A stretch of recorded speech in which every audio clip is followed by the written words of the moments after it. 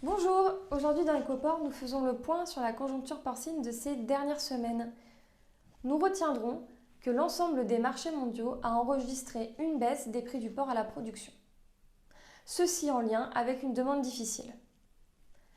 Du côté du marché européen, le marché connaît une augmentation saisonnière de l'offre, tandis que la demande des consommateurs en produits du porc reste prudente et que les marchés à l'export sont toujours en retrait.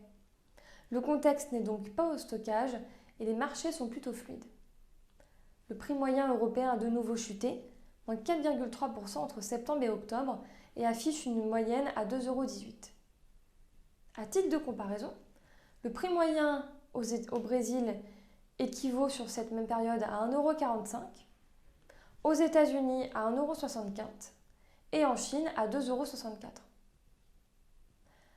En France, le prix au marché du porc breton termine le mois d'octobre avec une cotation hebdomadaire à 1,68 €. Les baisses ont été continues durant tout le mois et se poursuivent en novembre. Le prix perçu par les éleveurs français s'élève à 2,13 € en moyenne sur le mois d'octobre, soit un recul de près de 4% en un mois.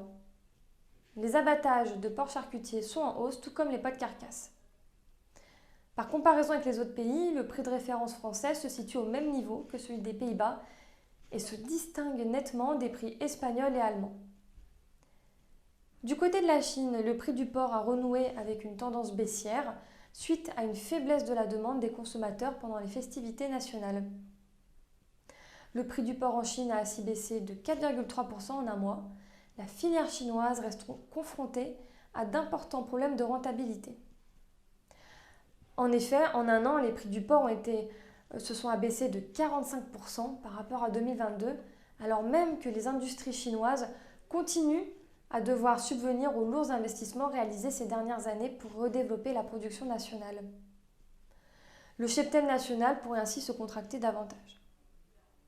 Aux États-Unis, la filière est elle aussi prise en étau entre coûts de production élevés et difficultés à répercuter ses prix auprès de leurs débouchés.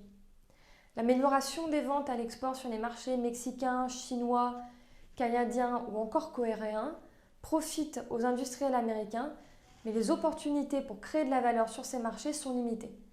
Le grand export ne compense finalement pas les difficultés du marché intérieur et les prix du porc ont enregistré de nouveau des baisses au mois d'octobre, moins 6,7% en un mois.